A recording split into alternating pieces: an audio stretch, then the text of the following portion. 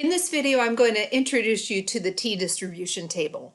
This table is posted right above this video, so if you haven't had a chance to download it, do that now.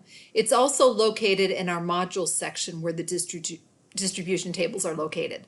So make sure you have that table in front of you before you proceed. So if you need to pause the video, do that and then come back. All right, here is the t-distribution table.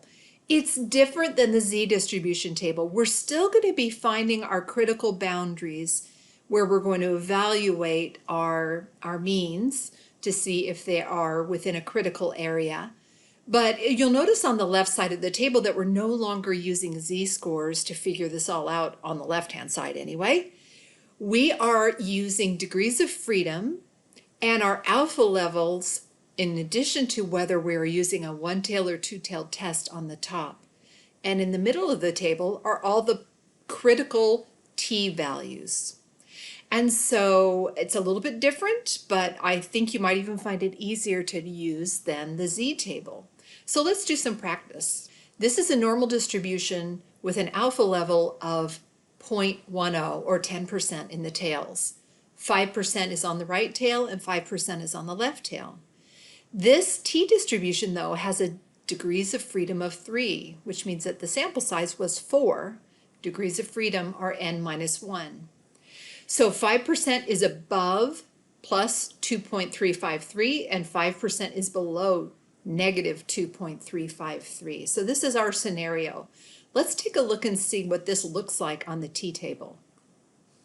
So here's the t-table. This might look a little bit different than the one you have. I'm not sure. We have degrees of freedom 3. That was listed in the last slide. And we know that we have 10%, and that is in the two tails combined, 10%. And so what I'm going to do is just draw an imaginary line between these two circles where they meet up, and I end up with 2.353. But since this is a two-tailed test, I say that the critical value is plus or minus 2.353. So what if the degrees of freedom are not listed? So what if we have degrees of freedom 55? And let's say we have an alpha of 0.05 at a two-tailed test. Well, we're going to look for the lower degrees of freedom, 40, and the higher degrees of freedom, 60, because our table jumps between 40 and 60. But the bottom line is, no matter what, you're going to use the larger t-score. When we use the larger t-score, we can be more confident that if we have a score that's within the critical region, that we're not making a type 1 error. We're more confident that we are not making that type 1 error. In other words, it's more rigorous. To have a higher sort of hurdle to jump over is more rigorous. So we want to, no matter what, go with the higher t-score if you have a value that's between 40 and 60, for example.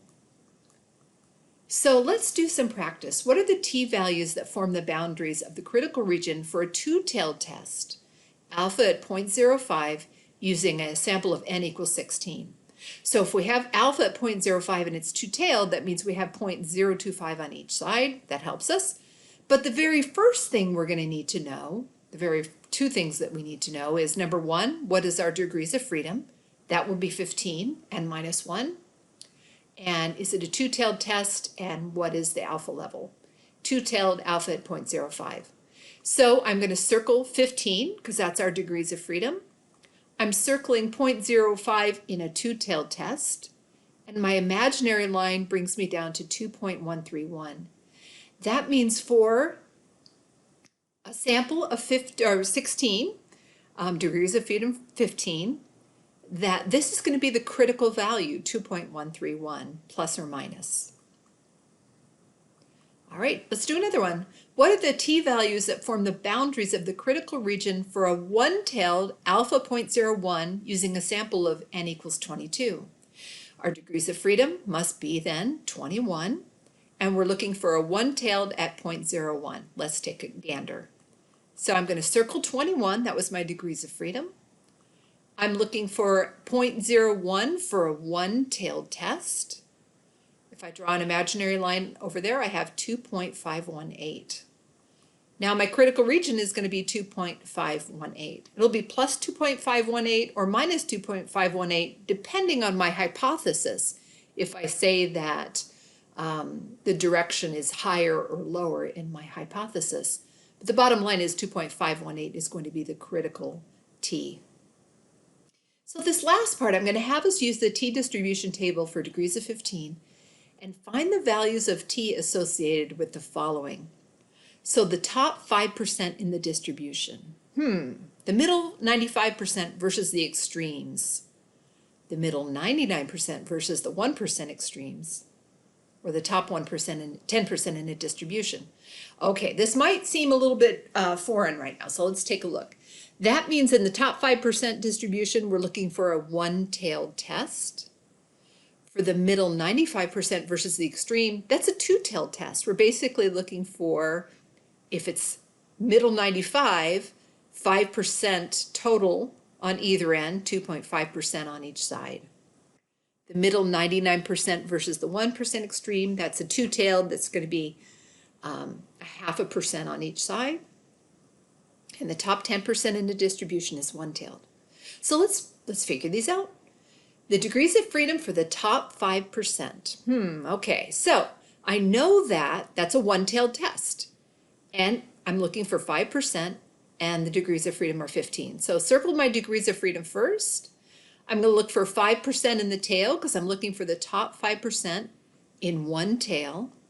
And that gives me a T, a critical T of 1.753. Okay, let's try this one. The degrees of freedom, the middle 95% versus the extreme. Okay, so if I have 95% in the middle, that means I've got 5% total split up on either side. So my degrees of freedom are 15, 5% split, 5% total between two tails. I'm going to circle it right there. And that equals 2.131 as the critical T value that separates the middle 95% from the extremes, plus or minus 2.131. Degrees of freedom 15 and the middle 99% versus the extreme. So what are the T values that set off the middle 99%? Well, if the middle 99% is the area to be set off, that only leaves us with 1% left in both tails total. Degrees of freedom 15, 1% in two tails, gives us a critical value of 2.947. So picture if you were to draw out the T distribution at a Z of plus 2.947, there would be a 0.5% above, and a T at negative 2.947, there'd be a 0.5% below that too. And for our final example, we have degrees of freedom 15, and we're looking for the top 10%. So that means the top 10% is in the right tail. So that's going to be the proportion in one tail. So I'm going to circle my degrees of freedom 15. I'm going to circle 0.10 for 10% in one tail, and that gives us a critical T value of 1.341. That means that a T value of 1.341 separates the top 10% from the bottom 90%. And there are your answers. So in the next video, I'm going to be going through the steps of hypothesis testing using the T test. And I hope that you'll find it pretty understandable. It's going to be similar to what we did with Z test with just a few modifications. So let's do it.